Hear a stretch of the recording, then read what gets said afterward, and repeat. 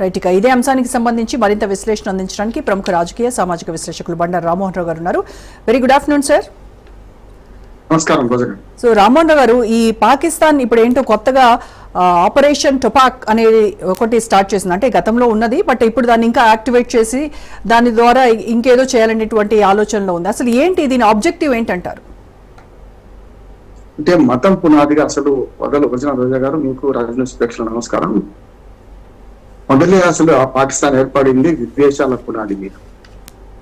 మొదట్లో కొంచెం నాయకత్వం, రాజకీయ నాయకత్వం పటిష్టం అవుతున్న క్రమంలో ఎప్పుడైతే సైన్యం పెత్తనం సాగించేది, సైన్యం పెత్తనం తక్కువ, అంటే సైన్యం కొంచెం బలహీనమైన సందర్భంలో రాజకీయ నాయకత్వం పొందేది. ఈ రెండు వరుసగా జరుగుతున్నప్పుడు జియావుల్ నాయకత్వంలో ఈ టొపాక్ ఆపరేషన్ టొపాక్ అనే ఒక కార్యక్రమాన్ని మొదలుపెట్టారు. వాళ్ళు పూర్తిగా అసలు ప్రపంచ ఉగ్రవాదానికే ఓ రకంగా చెప్పాలంటే ఇక్కడి నుంచి మూలాలు పడ్డాయని చెప్తున్నాడు. చాలా వరకు గతంలో ఈ మన ముస్లిం దేశాల్లో ఉగ్రవాదం లేదని కాదు, కానీ ఇక్కడి నుంచి ఇప్పుడు ఏమంటే ఇది వేరే. భారత్ విడిపోయిన తర్వాత 47 స్వాతంత్రం వచ్చిన తర్వాత ఇది పూర్తిగా ప్రపంచ దేశాలు ఇస్లామిక్ తీవ్రవాదానికి అడ్డాగా మారింది.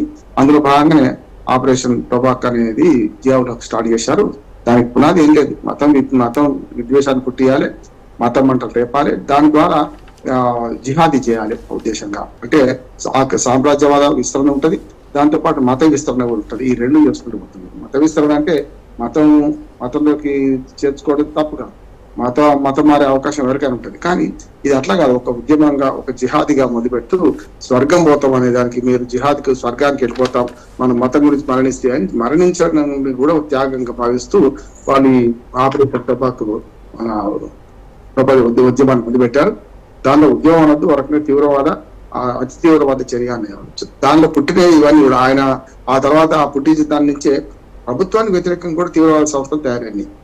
లష్కర్ కానీ ఇవన్నీ కూడా కేవలం కాశ్మీర్కి వ్యతిరేకంగా పోరాటం లేదు, దేశంలో కూడా తీవ్రవాదాన్ని ప్రోత్సహిస్తూ అటు పక్కన ఆఫ్ఘనిస్తాన్ నుంచి ఆ మిగిలిపోయిన ఆయుధాలు, అప్పుడు 89లో మనకు రష్యా విడిచిపెట్టిన ఆయుధాలు, కానీ ఇప్పుడు మొన్నటికి ఇప్పుడు ఆఫ్ఘనిస్తాన్ తీవ్రవాదులకు తెప్పించే మొన్న అమెరికా కూడా చాలా విమానాలను, యుద్ధ ట్యాంకులను విడిచిపెట్టిపోయింది. తీసుకురావడం ఈజీ, కానీ మళ్ళీ తీసుకుపోయిన చెత్త అంతా మోసుకుపోవాలి ఎందుకని చెప్పి 2005లో మనకు 20 ఆ ప్రాంతంలో విరమించుకున్నప్పుడు కూడా ఏదైతే మాతోనే కాదని రష్యా చేతులెత్తేసింది మొదట్లో 89లో, తర్వాత మరో 30 ఏళ్ళేమో అమెరికా దాన్ని ఎత్తుకుంది, ఏది మనకు ఆఫ్ఘనిస్తాన్. ఈ రెండు విడిచిపెట్టిపోయి ఇప్పుడు అక్కడ ఆయుధాలు పూర్తిగా పాకిస్తాన్ ఎత్తున్నాయి కూడా. ఆఫ్ఘనిస్తాన్ వాళ్ళు కూడా ఈ ఆయుధాలను వాడుతూ తాలిబాన్ వాళ్ళు పాకిస్తాన్ మీద ఎక్కుపెట్టారు. అంటే ఎప్పుడు తీవ్రవాదాన్ని పెంచే దేశం ఆ తీవ్రవాదాన్ని దాంతో మరణిస్తుంది అనేది మంచి ఉదాహరణ. ఇంతకుముందు రోజా గారు మీరు చెప్పారు, మౌలిక వసతులు ఏమి కల్పించలేని ప్రభుత్వం, ఒక్క కొత్త నిర్మాణం కూడా చేయలేని ప్రభుత్వం. మన గతంలో బ్రిటిష్ ఇండియాలో ఉన్న కొన్ని నిర్మాణాలు అట్లాగే ఉండడం వల్ల బతికి బట్టగడుతున్నారు. బ్రిటిష్ ఇండియాలో ఉన్న డ్యాములు కూడా, సింధు ఆ ప్రాంతంలో అయితే బ్రిటిష్ ఇండియాలో ఉన్న డ్యాములు కూడా మొదట్లో కొంచెం ఒక 10 ఏళ్ళు 15 ఏళ్ళు స్వాతంత్రం వచ్చిన కొత్తలో ఏమైనా నిర్మాణాలు చేసుకోవచ్చు, కానీ ఆ తర్వాత అంతా ఉగ్రవాద దేశం. అది ఇప్పటికీ మౌలిక వసతులు లేవు, పౌరులకు ఒక రకమైన ఒక స్వేచ్ఛ లేదు, స్వాతంత్రం లేదు, వాళ్ళ పౌరులే బిక్కు వంటి బతకాల్సిన పరిస్థితి వచ్చింది. ఇదంతా ఏంటంటే పక్కన భారత్ని భూస్థితికి వచ్చింది. అంటే వాళ్ళ అంతర్గత యుద్ధం ఎప్పుడు వస్తుందో, అంతర్గతంగా వాళ్ళ ప్రజలు తిరుగుబాటు సన్నద్ధం అవుతారో అప్పుడు ఆటోమేటిక్గా ఏం చేస్తున్నారంటే ఇటు పక్కన భారత్ను పూచిగా చూపిస్తూ వస్తున్నారు. అన్నిటికంటే ముఖ్యమైనది చైనాకు సహకరించడానికి ఇప్పుడు ఆక్రమిత కాశ్మీర్ POK ఏదైతుందో దాని నుంచి అరేబియా మహాసముద్రంలోకి చైనాకు రహదారి నిర్మించడానికి, వరకు చెప్పండి వాళ్ళకు రహదారి ఏర్పాటు చేయడానికి రెడ్ కార్పెట్ వేస్తూ చైనాతోని కూడా రహస్యంగా అనేక నిధులు పొందుతున్నారు. ఆ నిధులను నిజంగానే ఇస్లామిక్ తీవ్రవాదం, మనకు జకాత్తుగా మన ఇస్లామిక్ దేశాలు కనుక వాళ్ళకు డబ్బులు ఇస్తున్న జకాత్ కానీ ఆ డబ్బుల్ని కనుక సరిగ్గా వినియోగించుకుంటే ఇవాళ పాకిస్తాన్ మనకంటే అద్భుతంగా అభివృద్ధి చెందింది. అయితే ఇక్కడ పాకిస్తాన్ మాత్రం సార్ మనం చూస్తే ఆర్మీకి కేటాయించేటువంటి బడ్జెట్ లో పెద్ద మొత్తాన్ని ఈ తీవ్రవాద శిబిరాలు ఏవైతే ఉన్నాయో వాటికి మళ్లిస్తున్నాయనేటువంటి విమర్శలు ఉన్నాయి. అంటే తీవ్రవాదాన్ని పెంచి పోషించడమే వాళ్ళ ముఖ్య ఉద్దేశం తప్ప ఇటువైపు ఆర్మీని బలపరుచుకునేటువంటి ఆలోచన వాళ్ళకి లేదని అనుకోవాలా? లేదు కదా, అంటే రెండు ఉన్నాయి. ఆర్మీకి మనం ప్రధానంగా బడ్జెట్ లో కేటాయించే డబ్బుల కంటే కూడా వేరే జకాత్ పేరు మీద ఇతరత్ర వచ్చే డబ్బులను కూడా వాళ్ళ అభివృద్ధి వైపు కాకుండా రహస్య స్థావరాలను నిర్వహించడానికి వీళ్ళు ఉపయోగించుకుంటున్నారు. దానికి మంచి ప్లేస్ ఏంటంటే వాళ్ళ POKలో కుషన్ లాగా వాడుకుంటున్నారు. మన భారతదేశానికి దానికి మధ్యన కుషన్ లాగా వాడుకొని అందులో ఈ కార్యకలాపాలు ఉంటే చర్చ చేస్తారు, బతుకుతారు. ఒకవేళ ఏమైనా నాశనమైనా కూడా మహా అయితే POKలో 50 నుంచి 60 లక్షల మంది ప్రజలు ఉంటారు అంతే. కనుక నష్టం కూడా కాదు. ఇప్పుడు జిహాదీ సంస్థలు అన్నిటికి కూడా ఈ పీఓకే ఆసరా కావడానికి ఏంటంటే జన సామర్థ్యం ఎక్కువ లేని ప్రాంతం అది. 50-60 లక్షలు అంటే ఎవరికి చెప్పారంటే ఒక చిన్న నగరం లాంటిది మనక. అటువంటిది మొత్తం అంతా ప్రదేశం చాలా పెద్దది. అడవులు ఉన్నాయి, కొండలు ఉన్నాయి, కోనలు ఉన్నాయి, నదులు ఉన్నాయి పీఓకేలో. నిజంగా పీఓకే కనుక వాళ్ళ స్వాధీనం లేకపోతే మిగతా 3 నదులు కూడా వాళ్ళకి రాకపోయాయి. ఇప్పుడు మనం మొత్తం పంజాబ్ లో 5 నదులు ఉంటే 5 నదుల్లో సింధుతో కలుపుకొని 3 నదులు పశ్చిమ నదులు అంటాం కదా, ఆ పశ్చిమ నదులు వాళ్ళకి లేకపోతే ఇవాళ అది కూడా రాకపోయింది. కనుక పీఓకేతో పాటు కాశ్మీర్ కూడా వాళ్ళకి కీలకమైన వ్యూహాత్మకమైన స్థలం కూడా, అంటే భౌగోళికంగా చూస్తే. ఎందుకంటే కాశ్మీర్ స్వాధీనం చేసుకుంటే ఈ 3 నదులు అంటే మనకు మన పంజాబ్ ఈ 5 నదులు కూడా మొత్తం వాళ్ళ సొంతం అవుతాయి. అందుకనే కాశ్మీర్ కీలకమైంది వాళ్ళకి కావాల్సింది. అంతేందుకు ఓకే ఇప్పుడు ఏదైతుందో హరీష్ సింగ్ ఆనాడు మనకు అగ్రిమెంట్ ద్వారా ఇచ్చే క్రమంలో అప్పటికే స్వాధీనం చేసుకున్నారు. కనుక మనం కూడా లైన్ ఆఫ్ కంట్రోల్ ఏర్పాటు చేసుకున్నాం. లైన్ ఆఫ్ కంట్రోల్ ఇంతలోనేమో వాళ్ళు ఇప్పుడు హిందుస్థాన్ ఆక్యుపైడ్ కాశ్మీర్ అని హెచ్ఓకే అంటున్నారు, కొన్నిసార్లు బీఓకే అంటున్నారు, ఐఓకే అంటున్నారు. మనను కూడా మన బీఓకే ఎట్లా అంటున్నాం, పాకిస్తాన్ ఆక్యుపైడ్ కాశ్మీర్ ఎట్లా అంటున్నామో మన కాశ్మీర్ ను వాళ్ళ భాషలో వాళ్ళు హెచ్ఓకే లేకపోతే బీఓకే లేకపోతే ఐఓకే అంటున్నారు. అంటే మనం ఆక్యుపైడ్ మన కాశ్మీర్ లాగానే భారత్ ఆక్యుపైడ్ కాశ్మీర్ గా చేస్తున్నాను. అందుకని ఇక్కడ ఏమవుతుందంటే కీలకంగా వాళ్ళకు ఈ 80 ఏళ్ళుగా 78 ఏళ్ళుగా వాళ్ళకి ఎందుకు కాశ్మీర్ రావణ కాశ్మీర్ అవుతుందంటే వాళ్ళకి భౌగోళికంగా వాళ్ళకు ఈ నదులు అవసరం. రెండోది చైనా ద్వారా కారంకోరం రహదారి ద్వారా వాళ్ళకి అరేబియా మహాసముద్రాలు ఇవ్వడానికి వాళ్ళకి ఒక మార్గం సుగమం చేసుకోవడానికి ఒక మార్గం అవుతుంది. ఒకరి బీఓకే స్వాధీనం చేసుకుంటే వాళ్ళకు పూర్తిగా స్వాధీనం చేసుకుంటే మనకు ఏదైతే కాశ్మీర్ పై భాగం చేసుకుంటే అప్పుడు ఆఫ్ఘనిస్తాన్ తో పని లేకుండా ఇప్పటికే మనకు ఆఫ్ఘనిస్తాన్ తో కూడా సరిహద్దు మార్చుకుంటున్నాం బీఓకే ద్వారా, ఇంకా కొంచెం పైకి కూడా. కనుక సరిహద్దుల సమస్య రాకుండా రేపు ఆఫ్ఘనిస్తాన్ ప్రమేయం లేకుండానే డైరెక్ట్ పాకిస్తాన్ లో ప్రవేశించి ఆ అరేబియా మహాసముద్రం కరాచీ రేపు చేరవచ్చని చైనా ఆలోచన చేస్తుంది. అందుకని చైనా పాత్ర పెద్దది అంటున్నారు. చాలా మంది చైనాను తక్కువ అంచనా వేస్తున్నారు, కానీ పూర్తిగా పాకిస్తాన్ బలహీనపరుస్తుంది, పాకిస్తాన్ తమ అధీనం తెచ్చుకుంటుంది, తాము ఏం చెప్తే అంటే ఒక పప్పెట్ లాగా ఒక తోలు బొమ్మలాగా ఆడించే ప్రయత్నం చేస్తున్నది. అన్నిటికంటే మనకు పాకిస్తాన్ కంటే దాన్ని ఆడించే చైనా లాంటిది, అజర్బైజాన్. ఇప్పుడు చైనా సపోర్ట్ చూసుకుని పాకిస్తాన్ ఈ రకంగా రెచ్చిపోతుంది. ఎందుకంటే స్వతహాగా పాకిస్తాన్ కి మనతో యుద్ధం చేసేటువంటి సత్తా లేదు. ఎందుకంటే అక్కడ ఎకనామిక్ క్రైసిస్ ఉంది అండ్ వెపన్స్ షార్టేజ్ ఉంది. ఇప్పుడు మనం చెప్పుకున్నట్టుగా ఎక్కడైతే అభివృద్ధి అనేది వాళ్ళకి అసలు ఆలోచనలో కూడా లేనటువంటిది. ఇలాంటి దేశము భారతదేశంతో తలపడాలి అని అంటే ఎంతో ధైర్యం ఉండాలి, ఎంతో ఫుల్లీ ఎక్విప్డ్ ఉండాలి. కానీ అలాంటివి ఏమీ లేకుండా పాకిస్తాన్ కి ఈ ధైర్యము చైనాను చూసుకుని అనుకోవాలా? ఖచ్చితంగా చైనాను చూసుకునే విరుగుతుంది. మనం కూడా ఎందుకు వెనకాడుతున్నాం అంటే మనం దాడులు చేస్తే ఉగ్రవాద శిబిరాల మీద మాత్రమే దాడులు చేస్తున్నాం. వాళ్ళకి ఆ నీతి నిజాయితీ ధర్మం న్యాయం చట్టం ఏం లేదు వాళ్ళకు. వాళ్ళు దాడి చేస్తే ప్రతిసారి ఇప్పుడు 15 మంది మన పౌరులు చనిపోయారు. ఆ పౌరులు అందరూ కూడా నేను మతాన్ని విభజించదలుచుకోలేదు రోజా గారు, కానీ తప్పలేదు. ఎందుకంటే మొన్ననేమో హిందూ మతాన్ని గుర్తించి మరీ చంపారు ఏది ఆ తీవ్రవాదం టార్గెటెడ్. కానీ ఇప్పుడు ఏమైతుందంటే బారాముల్లా, నేను ఆ ప్రాంతాలని అమర్నాథ్ దాకా పోయిన 3-4 సార్లు మన కాశ్మీర్ పోయిన వాడికి చెప్తున్నాను. బారాముల్లా 50 కిలోమీటర్ల శ్రీనగర్ నుంచి బారాముల్లా సెక్టార్ లో కాల్పడానికి జరిపితే ఎవరు చనిపోతారు? కాశ్మీర్ లో సాధ్యమైతే ముస్లింలు ఎక్కువ సంఖ్యలో ఉన్నారు. హిందూస్ ఆల్మోస్ట్ ఆల్ వచ్చేసింది. పండితులు వెళ్ళగొట్టిన తర్వాత కాశ్మీర్ లో జమ్మూలో హిందూస్ ఉంటారు కొందరు, కానీ కాశ్మీర్ లో హిందూస్ చాలా తక్కువ, మైనార్టీ పూర్తిగా, అంటే 10% 5% కూడా ఉంటారు. అటువంటి అప్పుడు వాళ్ళకి కాల్పులు జరుపుతున్న పూంచ్ కానీ బారాముల్లా కానీ ఎవరు చనిపోతున్నారు? నాకైతే పొద్దున బాధేసింది. పొద్దున నుంచి మన టీవీ చూస్తుంటే మనకు అక్కడ పేద ముస్లింలు పెట్టే పేడ చదువుకొని తట్టాబుట్ట సర్దుకొని తమ పిల్లలతోని భార్యతోని వాళ్ళు కుటుంబాలే రోడ్ల మీద నడుచుకుంటూ పోతున్నారు. ఈ అభద్రతా భావంతో వాడు పాకిస్తాన్ వాళ్ళు దాడి చేస్తే మేమందరం చచ్చిపోతున్నాం కదా. ఇప్పటికే 15 మంది చచ్చిపోయారు, కొన్ని పశువులు చనిపోయాయి. ఈ 15 మంది కూడా ఆల్మోస్ట్ ముస్లింలే. నేను అది కూడా చెప్తున్నాను. ఎందుకంటే వాళ్ళ మతం ఆలోచించేది మన భారతీయులే ముస్లింలు చనిపోయారు. అంటే పౌర అవసరాల మీద వాళ్ళు దాడులు చేస్తున్నారు. వాళ్ళకి నీతి నిజాయితీ ఏం లేదు కదా. మనకేమవుతుంది అంటే మనమేమో సైన్యం మీద టార్గెట్ చేయలేదు మొట్టమొదటి, రెండోది పౌర సమాజం మీద అస్సలు టార్గెట్ చేయలేదు. మనం చేసింది ఇస్లామాబాద్ దాకా. ఒక రకంగా చెప్పాలంటే సియాల్కోట్ ఎక్కడుంది మనకు పూర్తిగా పాకిస్తాన్ ఆధీనంలో ఉన్న పాకిస్తాన్ దేశమే. అక్కడికి కొట్టగలిగినాం మనం వాడిని, మన అసద్ మసూద్. కనుక నేనేంటానంటే వాళ్ళకు నీతి లేదు కనుక మనం ఒక్కరా వేస్తే 10 రాళ్ళు మన మీద పడుతున్నాయి. ఆ 10 రాళ్ళు మన పూర్తిగా పౌర సమాజం మీద పౌరుల మీద పడుతున్నాయి. అది మన బాధ. అందుకని మనం ఎందుకు ఆలోచన చేస్తున్నాం ఇంత 1 మందికి ఎందుకు యుద్ధానికి పోవడం లేదు మొండిగా అంటే మానవత్వంతో ఆలోచిస్తుంది భారతదేశం. మనం ఎక్కడ నష్టపోతాం. ఇప్పుడు వాళ్ళేమో మన తీవ్రవాద శిబిరాలపై దాడి చేస్తే వాళ్ళు కానే వాడాడు, వాళ్ళ కుటుంబాల మీద పెద్దవ లేదు. కానీ మనం ఏం చేస్తున్నాం అంటే ఒక్కటి రాయి అటు వేస్తే 10 రాళ్ళు పౌరుల మీద, మన భారతీయ పౌరుల మీద పడుతున్నాయి కదా. అందుకని మన నష్టం ఎక్కువ అనే దాని మీద అంటే మనం పౌరుల మరణాలకు మూల్యం చెల్లించుకోవాల్సి వస్తుంది. ఇప్పుడు మనం వాళ్ళేమో వాళ్ళకి నీతి నిజాయితీ ఏం లేదు కనుక వాళ్ళు ఆ పని చేస్తున్నారు, మనం చేయలేం కదా. ఇప్పటికి కూడా వాళ్ళు పాకిస్తాన్ ఆరోపించేది ఏంది, మన ఉగ్రవాద శిబిరాల మీద దాడి చేస్తే కూడా ఇప్పటికీ అబద్ధాలు అవుతున్నాయి. 8 మంది మాత్రమే చనిపోయింది అంటున్నారు. అదే వాడేవాడు అసద్ మజూర్ ఏమో 14 మంది చచ్చిపోయారు, నా కుటుంబ సభ్యులు చంపేశారు, నేను ఒక్కడే మిగిలినాను, నన్ను మిగిలించడం చూస్తాను, తడాకా చూస్తాను, మోడీని నేను చంపుతాను వాడు అంటున్నాడు. నడాలనే తెలియదు కానీ ఒక లేఖ విడుదల చేశారు. అంతేందుకు ఇప్పుడు మన పాకిస్తాన్ బార్డరు కింది నుంచి మనకు గుజరాత్ నుంచి మొదలుకొని జమ్మూ కాశ్మీర్ దాకా 14 రాష్ట్రాల గుండి పక్కనే పోతుంటది. మన గుజరాత్ అయితే అంతకుముందు రాజస్థాన్ అయితే రాజస్థాన్, గుజరాత్, అట్లానే మనకు ఇటు పక్కన మనకు పంజాబ్, తర్వాత జమ్మూ కాశ్మీర్, ఈ 4 రాష్ట్రాల పక్క నుంచి ఉన్నది. దాన్ని ఏం చేస్తున్నట్టు అమృత్సర్ లో ఒక మోర్తాడు దాన్ని మనం విఫలం చేసినాం. మన వాళ్ళు దాని పైనుంచి వస్తుంటే దాన్ని చిన్నాభిన్నం చేస్తే ఆ అవశేషాలు మన అమృత్సర్ పక్కనే పడ్డాయి. అంటే వాళ్ళు గురుద్వారాన్ని విడిచిపెట్టారు అన్నట్టుగా స్వర్ణ దేవాలయం ఉంది అక్కడ. కానీ వాళ్ళు ఇంకొక మాట మాట్లాడుతున్నాం, మాకు సిక్కులు మాకు వ్యతిరేకంగా పోరాడరు, మాకు ముస్లింలు మాకు వ్యతిరేకంగా పోరాడరు.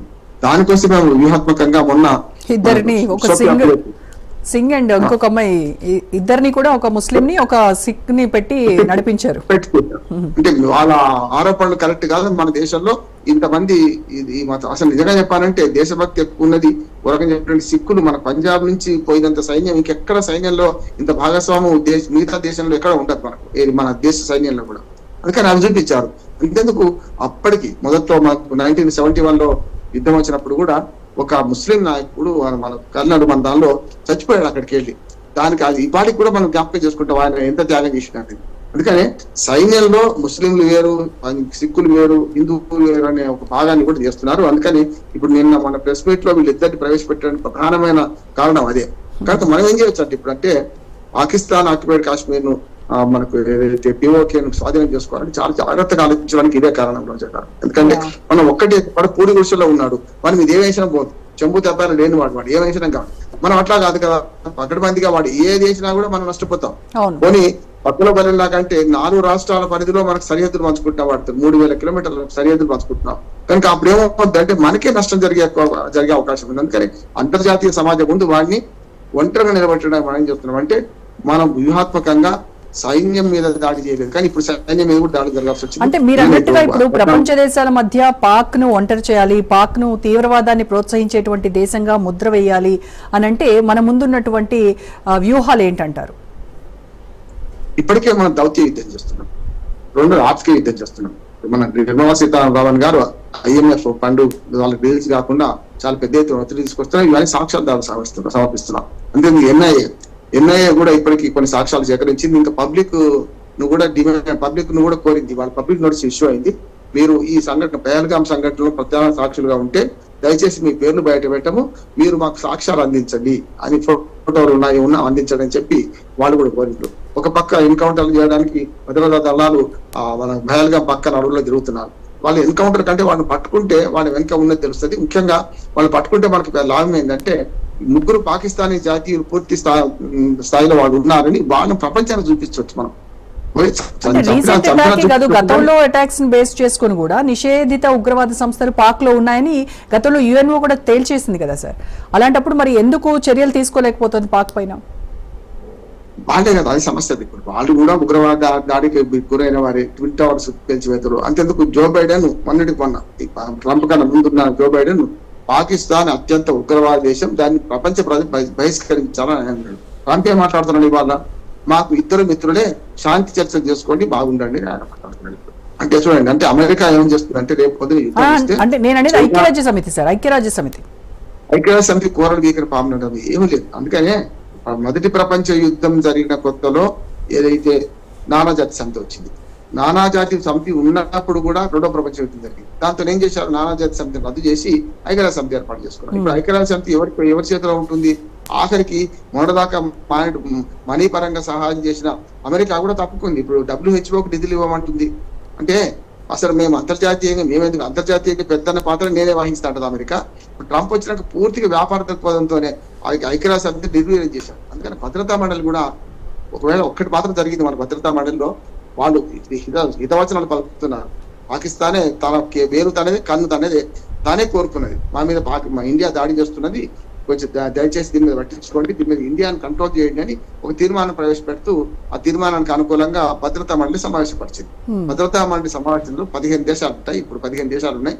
ఈ 15లో 5 ఏమో శాశ్వత సభ్యత్వ దేశాలు, China, France, America, Russia, China, మన బ్రిటన్, ఈ 5 దేశాలు. ఈ 5 దేశాలు కాకుండా మిగతా 10 దేశాలు 2 సంవత్సరాలకు ఒకసారి మెంబర్షిప్ మారుతుంటుంది భద్రతా మండలి. ఆ భద్రతా మండలి మన కీన్ అబ్జర్వ్ చేసి పాకిస్తాన్ దోషిగా తేల్చింది. కానీ ధైర్యంగా వాళ్ళు అంటలేరు. అందుకే భద్రతా మండలి కూడా ఏమన్నదంటే ఈ పాకిస్తాన్ దగ్గర సాక్ష్యాధారాలు లేవన్నది అంతే తప్ప మీరు తప్పు చేసింది అంటే భారత్ మీద ఆరోపణలు చేస్తే రుజువు కాలేదన్నది. కానీ మీరు భారత్ మీద ఆరోపణలు చేస్తే తప్పు కదా, మీరే ఆ పని చేస్తున్నారు కదా అని గట్టిగా హెచ్చరించలేదు. ఒక రకంగా చెప్పాలంటే దానికి అవసరమైన సాక్ష్యాధారాలు లేవని సాంకేతికంగా కొట్టేసింది వాళ్ళ ఆరోపణ. అందుకని భద్రతా మండలి కానీ ఐక్యరాజ్య సమితి ఏం చేయలేకపోవడం ప్రధాన కారణం ఏంటంటే మళ్ళీ అది కూడా ఈ 5 దేశాల ఆర్థిక బతుకుతుంది. ముఖ్యంగా ఇప్పుడు అమెరికా చేతులు ఎత్తేసిన తర్వాత ఐక్యరాజ్య సమితి పూర్తి స్థాయి ఫండ్స్ ఎక్కడి నుంచి వస్తున్నాయంటే ఇటు పక్క చైనా నుంచి వస్తున్నాయి. మీకు ఒక విషయం గుర్తు చేస్తాను రోజుగా, మనకు అదైతే కరోనా అప్పుడు అమెరికానేమో WHO పూర్తిగా అభిశంసించింది, చైనానేమో సమర్థించింది. ఎందుకంటే చైనాలో కరోనా పుట్టింది అని అమెరికా ఆరోపణ చేస్తే దాన్ని ఎలాంటి రుజువు, అన్ని రకరకాల రుజువులు చూపించినా కూడా, కరోనా చైనా నుంచి వచ్చింది రుజువులు చూపించినా కూడా దాన్ని మనకు WHO అంగీకరించలేదు. అందుకని WHO మీద ఇప్పటికి కోపం చైనా, మిగతా మన అమెరికా కోపం. ఎందుకు కోపం అంటే చైనాను సమర్థించింది, చైనా మీద మేము ఆరోపణలు చేస్తే పట్టించుకోలేదని. అందుకని WHO కానీ లేకపోతే భద్రతా మండలి కానీ లేకపోతే మనకు ఐక్యరాజ్య సమితి కానీ పూర్తిగా నిర్వీర్యం అయిపోయినాయి. ఐక్యరాజ్య సమితి గట్టిగా ఉంటే ఈ 4 దేశాల మధ్య యుద్ధం జరుగుతుందా, మనకు ఉక్రెయిన్ రష్యా మధ్య కానీ లేకుంటే మనకి ఇటు పక్కన పాలస్తీనాను అంటే లేకుంటే హమాసును ఇజ్రాయెల్ మధ్య యుద్ధం జరిగేదా? ఎవరు వినడం లేదు. అంటే ఇప్పుడు ఏమైంది, ఐక్యరాజ్య సమితి పాత్ర ఏమైందంటే మన ఇళ్లలో ముసలి వాళ్ళు ఉంటారు కదా, పడపిలిచి రాజకీయాలు పట్టుకుపోయిన వాళ్ళు, అట్లా అయిపోయింది. అదే అంటే ఇద్దరికి శాంతి కోరుకుంటారు అంతే. టీపీలో కూర్చునే పెద్ద ఆయన పాత్ర వహిస్తున్నాయి ఇప్పుడు, అంతకని ఏం లేదు. దాంట్లో అయ్యేది కూడా ఏం లేదు. కనుక ఇప్పుడు ఏం చేయాలంటే అంతర్జాతీయ సమాజంలో మన వైపు ఎక్కువ దేశాలు కూడగట్టుకుని ప్రయత్నం మనం చేస్తున్నాం. అందుకనే ఈ మొన్నటి ఆపరేషన్ సింధూర్ చూసుకుంటే మనం దుందుడుకు దాడి చేసినాం గట్టిగా, 23 నిమిషాల్లో మొత్తం అంతా కొట్టేసి వచ్చాం. కానీ ఎవరు కొట్టాము? కేవలం ఉగ్రవాద శిబిరాలు ఎక్కడున్నా సరే కొడదాం, ఇస్లామాబాద్ లో కొట్టడానికి సిద్ధంగా ఉన్నాం మనం. అది మనకు రేంజ్ కూడా దగ్గర ఉంది. మన అసలు భారతదేశం ఏ సరిహద్దు నుంచి పెట్టినా కూడా వాళ్ళ పాకిస్తాన్ స్పాక్ చేసేంత రేంజ్ ఉన్నది. అదే పాకిస్తాన్ కు లేదు. పాకిస్తాన్ హైదరాబాద్ కొట్టాలన్నా, మద్రాసు కొట్టాలన్నా, అందుకని రక్షణ అవసరాల నిమిత్తం కొన్ని చేసినాయని కూడా హైదరాబాద్ కేంద్రంగా చేశారు. DRDO అట్లానే మనకు శంకరపల్లి ఆయుధ కర్మాగారం, ఇవన్నీ కూడా వాళ్ళకు అంత రేంజ్ లేదు. అంటే దాదాపు 2500 కిలోమీటర్ల రేంజ్ వస్తే తప్ప హైదరాబాద్ దాటదు. 3500 కిలోమీటర్లు దాటితే తప్ప మీకు చెన్నై కానీ బెంగళూరు కానీ వాళ్ళకి అందుకోలేదు. అందుకని మన భారతదేశం వైశాల్యం రీత్యా వాళ్ళ వ్యూహాలకు దూరంగా ఉంటాం. కానీ మనమే కనుక తలుచుకుంటే చేస్తాం, కానీ అంతకంటే ఎక్కువ నష్టపోతాం. వాళ్ళు ఎట్లాగూ గుణారుల దేశం ఏమైనా ఏం కాదు, కానీ మన రకరకాల మన సంపద కూడుకున్న దేశం కనుక నేను ఒక మాట చెప్తాను. మనం అద్దాల గద్ద కూర్చున్నాం, వాడేమో పూరి గుడిసెలో కూర్చున్నాం. వాడు ఒక్కరా వేసినా మన అద్దం పగిలిపోతుంది. మనం ఎన్ని రాళ్ళు వేసినా వాడికి పూరి గుడిసె కూలిపోయినా మనకి ఏం కాదు. ఆ చెంపుత పని మనకి ఏం లేదు కదా అక్కడ. అంటే పేద దేశమైన అది ఉగ్రవాదం మీద బతుకుతుంది. అది ఎందుకో వాళ్ళు కుక్కతో ఒక వంకర అన్నట్టు ఇన్నిసార్లు అయినా సరే బుద్ధి రావడం లేదు. 4 సార్లు ఓడిపోయినా భారతదేశంతో బుద్ధి రావడం లేదు వాళ్ళు. అందుకని అంతర్జాతీయ సమాజం కూడా బాగా నపుంసక పాత్ర వహిస్తుంది. ఈ మాట అంటున్నాను అంటే పూర్తిగా వాళ్ళకు కాకుండా వీళ్ళకి కాకుండా ఇద్దరు మిత్రులేమా కానీ అమెరికా మాట్లాడుతుంది. ఇప్పుడు ఏమన్నారు, ఇప్పుడు కూడా ఈ క్షణంలో అమెరికా ఇద్దరు మిత్రులే మాట్లాడుతుంది. చైనానేమో మొదట్లో కొంచెం ఉగ్రవాద దాడిని, మన పహల్గామ్ దాడిని ఖండించినా కూడా నేను ఆనాడు చెప్పాను చైనా మన వైపు ఉండదని. వాళ్ళకి ఆర్థిక రాజకీయ ప్రయోజనాలు వేరుగా ఉన్నాయి పాకిస్తాన్తో, కనుక వాళ్ళు అటే ఉంటారు. కనుక చైనాను చూసే మనం భయపడుతున్నాం. ప్రత్యక్ష యుద్ధంలో రాకపోవచ్చు చైనా, కానీ పరోక్షంగా ఆయుధాలు సరఫరా చేస్తారు. చైనా పాకిస్తాన్ కి చేస్తున్నటువంటి సపోర్ట్ ని మనం ఏమి తిప్పికొట్టలేమా, కట్టడి చేయలేమంటారా? ఇప్పుడు చేయొచ్చు, ఎందుకంటే చైనా వస్తువులు మనం వాడుతున్నాం. చైనా వస్తువులు బహిష్కరించాలంటున్నాడు. చాలా మంచి ప్రశ్న. చైనా వస్తువులను మనం బహిష్కరించాలంటే మనం మేక్ ఇన్ ఇండియా సాకారం చేసుకోవాలి. ఇప్పుడు పిల్లలు ఆడుకునే చిన్న కారు బొమ్మ, మనం వాడుకునే కళ్ళద్దాలు, ఇవన్నీ కూడా చైనా నుంచి వస్తున్నాయి. మనకు నేల్ కట్టర్, మనకు గోల్డ్ తీసుకుని నేల్ కట్టర్ కూడా చైనా వస్తుంది. మనం ఎందుకు తయారు చేసుకోలేకపోతున్నాం? కనుక వాళ్ళకు పెద్ద మార్కెట్ చైనాకు ఒకటే కొంచెం భయం ఉంటే ఉంటదంటే అమెరికా సుంకాలు పెంచడం వల్ల మనకు మంచి ఓపెన్ మార్కెట్ చైనాకు మన భారతదేశం. సుంకాలు పెంచినా ఇప్పుడే ఉన్న సుంకాలు పెంచినా మన మార్కెట్ పరంగా మన భారతదేశానికి కొంచెమైనా చైనా రేపు ఆదుకోకపోవచ్చు కానీ కొంచెం మెత్తగా ఉంటుందని నేను అనుకుంటున్నాను పాకిస్తాన్ విషయం కానీ అంతకంటే ప్రయోజనాలు వాళ్ళకి వేరే ఉన్నాయి. చైనా రేపు వరకు సరిహద్దు మన ఆఫ్ఘనిస్తాన్ తగలకుండా పాకిస్తాన్ ద్వారా అరేబియా మహాసముద్రంలో కీలకమైన అదే కదా ఇప్పుడు అరేబియా మహాసముద్రం మనకి ఎంత కీలకమైందంటే మనకు విక్రాంత్ ఓడ అక్కడ ఉంది కదా మనకు ఏది గుజరాత్ ఓడరేవు దగ్గరనే అది ఇవాళ పాకిస్తాన్ లోని ప్రతి భాగాన్ని కవర్ చేయడానికి సిద్ధంగా ఉంది. పాకిస్తాన్ లోని కరాచీ ఓడరేవును నిమిషాలలో స్మాష్ చేయగలుగుతుంది. కనుక వాళ్ళకి కావాల్సింది అంటే అరేబియా మహాసముద్రంలో చైనా స్థావరం కావాలి, అది పాకిస్తాన్ ద్వారా సాధ్యం. అందుకని వాళ్ళకు ఆర్థిక రాజకీయ ప్రయోజనాలు రెండు ఉన్నాయి. దానికోసమే పాకిస్తాన్ వెనుకేసుకొస్తుంది. అంతకంటే ఆర్థిక ప్రయోజనాలు మనకున్నా కూడా మన దగ్గర నుంచి ఉన్నా కూడా వాడు ఎందుకు అంటే పాకిస్తాన్ అందుకు మన సమర్థిస్తున్నారు అని అనొచ్చు. పైకి అంట మన దేశంలో కూడా చైనా అనుకూలం కొందరు ఉన్నారు, వాళ్ళైతే ఏం మాట్లాడుతుందో తెలుస్తలేదు. ఇప్పుడైతే చైనా అనుకూలం వాళ్ళు చైనా మాట అన్నారు, పాకిస్తాన్ ఉగ్రవాదాన్ని ఖండిస్తారు. అంటే వాడి వెనుక నుండి ఎవరు అనే దాన్ని ఒక్క మాట కూడా మాట్లాడండి. ఇది దుర్మార్గం కదా. మన ఇండియాలో కూడా అంతర్గత శత్రువులు మనకే ఉన్నారు. ఇప్పుడంటే అందరూ ఒక పాట పాడుతున్నారు, భారత ప్రభుత్వానికి మద్దతు అంటున్నారు, కానీ వెనుక లోపల మాత్రం దీని రకంగా చెప్పాలంటే విడిపోయే చెడిపోతున్నామని నేను. Right sir, thank you so much అండి.